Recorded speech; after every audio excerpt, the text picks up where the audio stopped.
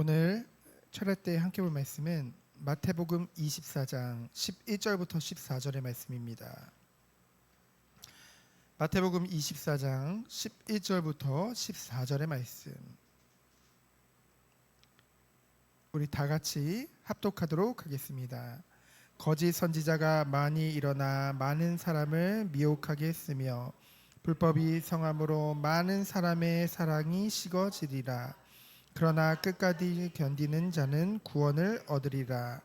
이 천국 복음이 모든 민족에게 증언되기 위하여 온 세상에 전파되리니 그제야 끝이 오리라.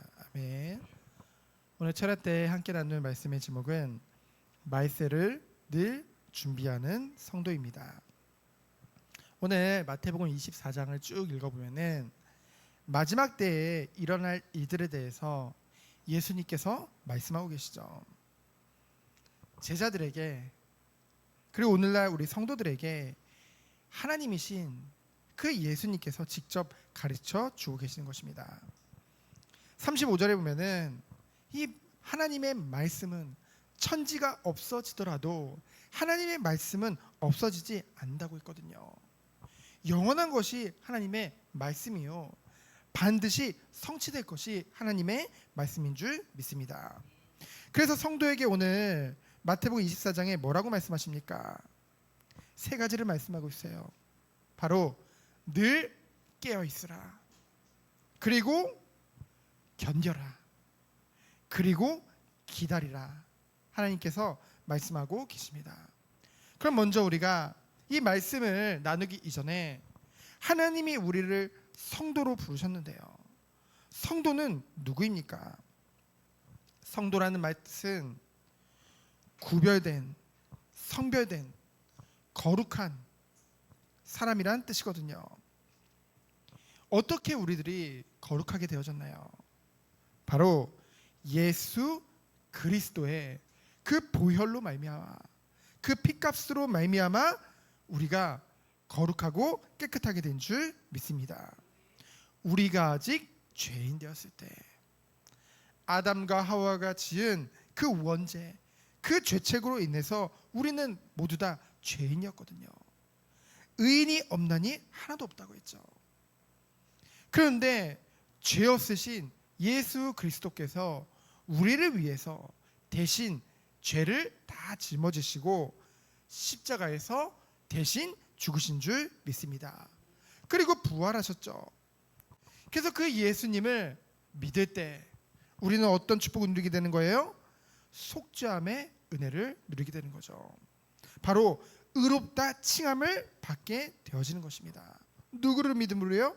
오직 예수 그리스도를 믿음으로만. 근데 그 믿음마저도 우리에게 선물을 주셨고 하나님의 완전한 은혜 안에 우리가 있는 것이죠. 우리 한 사람 한 사람을 지명하여 부르셨다고 했습니다. 그러나 우리는 여전히 죄로 오염된 본성을 가지고 있다는 거죠. 그 증거는 뭡니까? 거룩이 없어요. 죄악을 쫓아갈 수밖에 없다는 거죠. 우리도 모르게 자꾸만 하나님을 거부하고 나 중심, 그리고 성공 중심, 세상 중심으로 자꾸만 마음이 끌려요.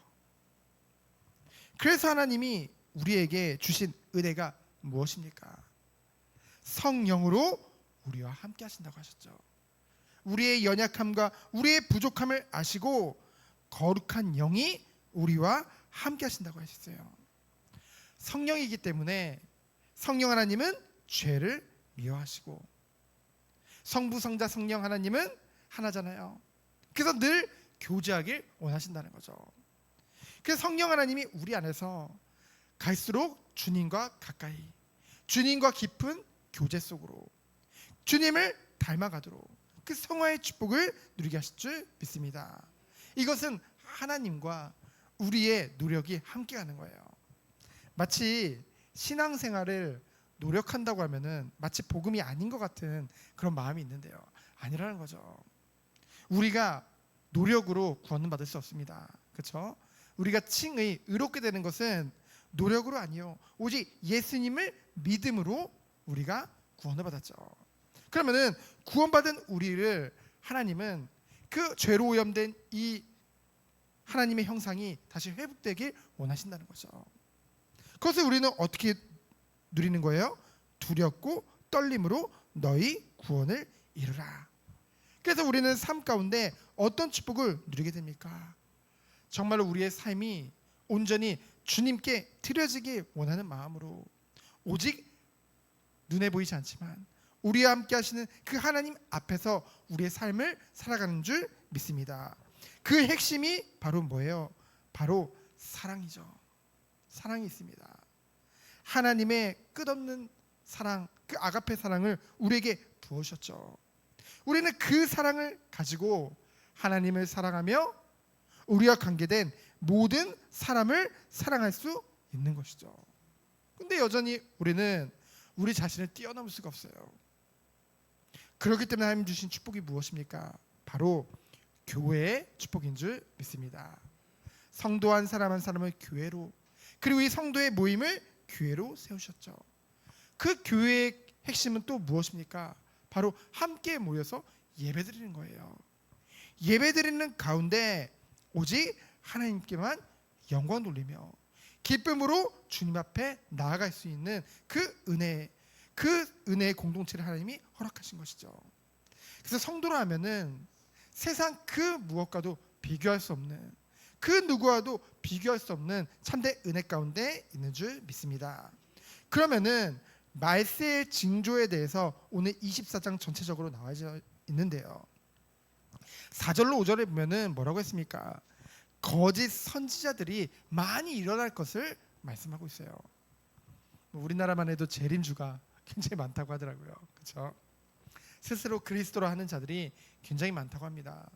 대놓고 그리스도라고 하지 않지만은 자신이 하나님의 자리에 있어서 그 많은 신도들을 끌고 가는 많은 이단이나 사이비 단체들이 있거든요. 그러면서 뭐라고 말씀하셨습니까? 난리와 소문과 소문을 듣게 될 것이고, 민족이 민족을, 나라가 나라를 대적할 것이요, 곳곳에 기근과 지진이 있을 것이다. 근데 뭐라고 하셨어요? 너희는 이것을 두려워하지 말아라. 그러면서 뭐라고 했습니까? 9절에 보면은 예수를 위해 너희들이 핍박을 받을 것을 말씀하고 있죠. 누구를 위해서요? 주님을 위해서. 그래서 뭐라고 했어요? 환난에 너희들을 넘겨주고 죽이리니 내 이름 때문에. 내 이름은 누구예요? 바로 예수님의 이름 때문에 모든 민족에게 미움을 받을 것을 말씀하고 있습니다. 그 결과 더 무서운 일은 뭐예요? 교회 내에 이로 인해서 실족하는 사람들이 생겨나고요, 서로 잡아주고 미워하는 그런 일까지 벌어질 것을 말씀하고 있죠. 그런데요, 이런 상황 속에서 또 11절에 보니까 뭐래요? 거짓 선지자가 또 많이 일어나서 기회는 이때다 하고 믿는 자들마저도 어떻게든 넘어뜨리려고 자꾸만 미혹하게 되어진다는 것이죠. 그 결과가 어떻습니까? 12절에 보니까 불법이 성함으로. 이 불법은 무엇을 말합니까? 부도덕함을 말하죠. 믿음이라고 하며 복음이라고 하며 자행되는 온갖 방종과 타락을 말하고 있습니다. 여러분, 믿음이라면요, 복음이라면은 결코 그럴 수 없습니다. 그 어떤 것도 합리화될 수 없다는 거죠. 우리가 지난 수예배 때 봤잖아요. 예수님이 그러한 것들에 대해서 얼마나 분노하셨는지, 얼마나 미워하셨는지. 근데요, 어찌 우리가 주의 자녀라고 하면서 그것을 대해서 합리화할 수 있겠습니까?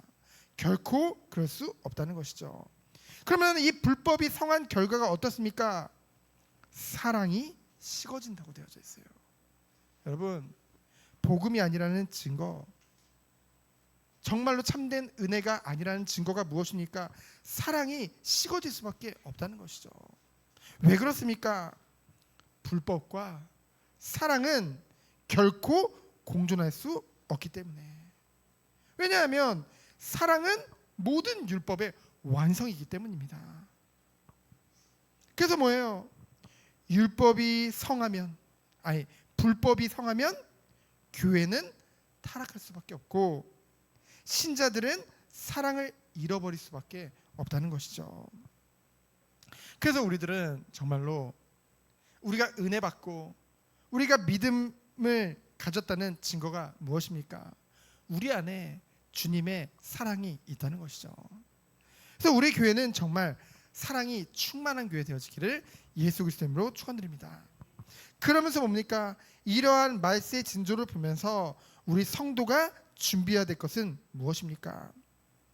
13절에 보면은 끝까지 견디는 자는 구원을 얻으리라. 끝은 이 고난의 마지막을 뜻하죠. 고난이 성경에서는 분명히 너희들이 잘 믿으면 성공하고 막 대단해진다 그런 부분도 없지 않아요. 하지만 성도에게 고난이 있을 것 또한 말씀하고 있습니다. 그래서 내가 믿는데 내가 잘 믿는데 왜 고난이 오지? 라고 생각할 수 있잖아요. 근데 성경에서는 분명히 말씀하고 있죠. 그러나 이 고난을 우리에게 이길 수 있도록 인내할 수 있도록 성령으로 함께 하시고 말씀으로 우리에게 힘을 주신다고 약속하신 것입니다.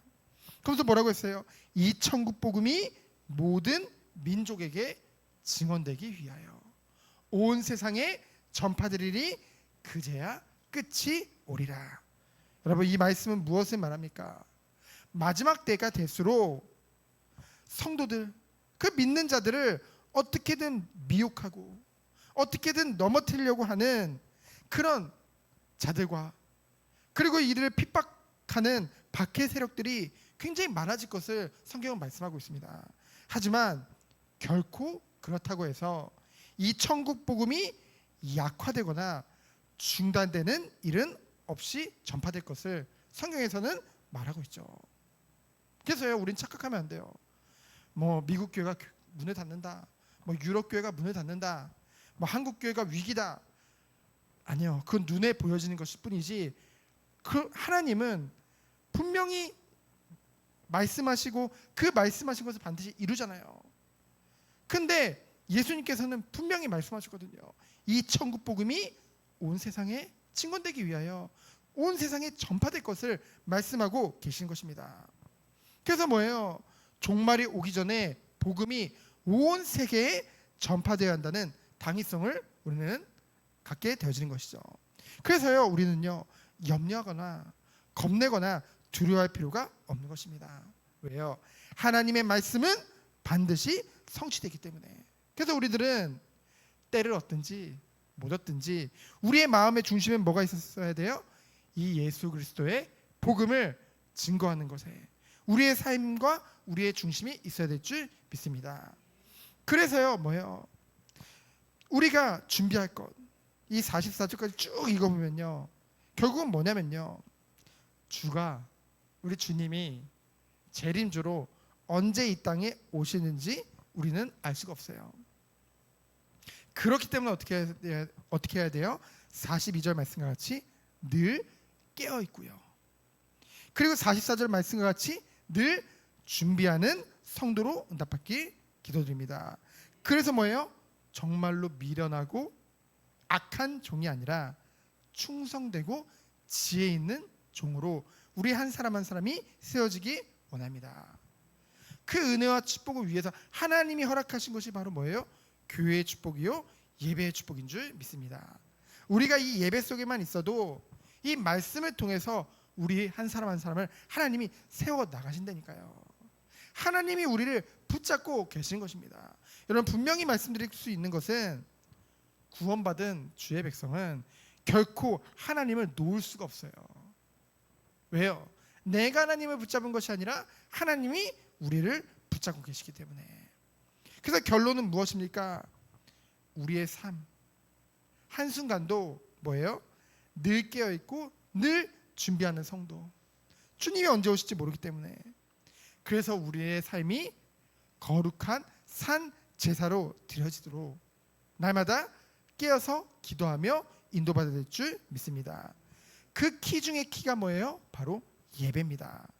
예배가 기쁘고 예배가 즐겁고 오직 하나님께만 영광 돌리는. 그러면서 바울이 말했던 두렵고 떨리는 마음은 무엇입니까? 하나님을 경외하는 삶이죠.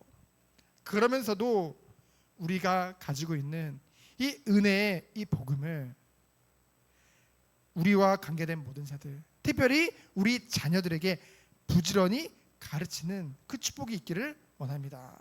그것을 하나님이 원하세요. 그래서 이번 여름 스케줄을 통해서 우리 성도님들이 더욱더 이 은혜 속에 들어가고, 또한 우리 다음 세대, 우리 모든 교육국, 우리 후대들에게 정말로 부지런히 이 복음이 전달되어지고, 우리 성도님들의 말 한마디 그리고 행동 하나하나가 우리 아이들에게 영향을 주거든요. 정말 우리가 기도하면서 중심으로 나아가길 원합니다.